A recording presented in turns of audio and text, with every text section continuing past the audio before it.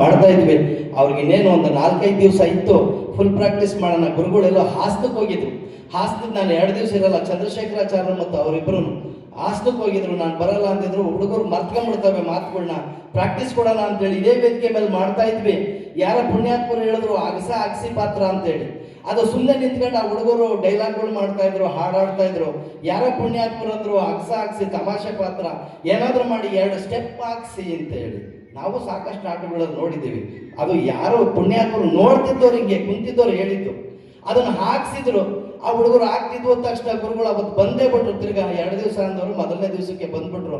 Practice ಮಾಡಿ ಅಂತೇಳಿ ಕೊಂಡಿಸಿದ್ರು. ಯೋಗಣ್ಣ ನಾವೆಲ್ಲ, ನಾನು ಇಲ್ಲೇ ಕೂತ್ಕೊಂಡಿದ್ದೆ, ಸಾಕಷ್ಟು ಜನ ಕುಂತಿದ್ರು. ಆ ಹುಡುಗರು ಅಗಸಿ ಪಾತ್ರ ಬಂತು. ಅಗಸನ್ ಪಾತ್ರ ಮಾಡಿದ್ದ ಹುಡುಗ ಇನ್ಯಾರು ಅಲ್ಲ, ನಮ್ಮ ಗಿಡ್ಡೂರ ತಮ್ಮನ ಮಗ ಆವತ್ತ ಹುಡುಗ. ಆ ಹುಡುಗ ಅವನು ಸ್ಟೆಪ್ ಹಾಕಕ್ಕೆ ಶುರುವಾಯಿತು. ಮಾಸ್ಟರ್ ಅಂದ್ರು ಯಾಕಿದಕ್ಕೆ ಮೆಲ್ಕಾಕ್ಬೇಕು ಅಂದ್ರೆ ಅಂದ್ರು. ಗದ್ರದ್ರ ಹುಡುಗನ್ನ ಅವನು ಹಂಗೆ ತಟ್ಟ ನಿಂತ್ಕೊಂಡ್ಬಿಟ್ಟ. ಯಾವನು ಹೇಳ್ಕೊಟ್ಟಿದ್ದು ನಿನಗೆ ಅಂದ್ರು. ಆ ಹುಡುಗ ಏನಾಗ್ಬಿಡ್ತು, ನನ್ನ ತೋರ್ಸಕ್ ಹೋಗಿ ಈಗ ಹಿಂಗಂತಲ್ಲ ನನ್ನ ನೋಡ್ಬಿಟ್ರು. ಈಗ ಹಿಂಗೆ ಅಂದಿದ್ದ ಹುಡುಗ ಎದ್ದುಬಿಟ್ರು ನನ್ನ ಮೇಲೆ ಮೇಷ್ಟು. ನಿಜವಾಗ್ಲೂ ಹೇಳ್ಬೇಕು ಅಂದ್ರು, ಕೆಟ್ಟ ಮಾತುಗಳನ್ನೆಲ್ಲ ಬೈದ್ಬಿಟ್ರು. ನಿನಗೇನು ಗೊತ್ತು, ಹಂಗೆ ಹಿಂಗೆ ಸಾಕಷ್ಟು ನಿಂದನೆ ಮಾಡಿಬಿಟ್ರು. ನನಗೊಂಥರ ಅವಮಾನನೂ ಆಯಿತು. ಆದ್ರೂ ನಾನು ಅವಮಾನ ಅಂತೇಳಿ ಭಾವಿಸ್ತಿಲ್ಲ.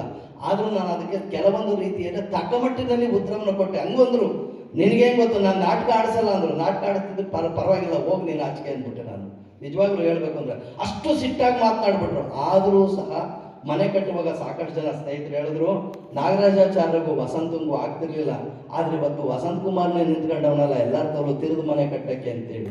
ಆದ್ರೆ ಏನ್ ಅನ್ನಿಸ್ತಂದ್ರೆ ಅವ್ರ ಬೈದದ್ದು ನನಗೆ ಅನ್ನಿಸ್ಲಿಲ್ಲ ಅದು. ಆದ್ರೆ ಆ ಹುಡುಗನ್ನ ಅವ್ರು ನಿಂದನೆ ಮಾಡ್ಬಿಟ್ರಲ್ವ, ಅದೇನ್ ತಪ್ಪಿರ್ಲಿಲ್ಲ. ಆ ಸಣ್ಣ ತಪ್ಪನ್ನ ದೊಡ್ಡ ಮಾಡಿದಂತಹ ವ್ಯಕ್ತಿ ಇಂಥವನೇ ಜೀವ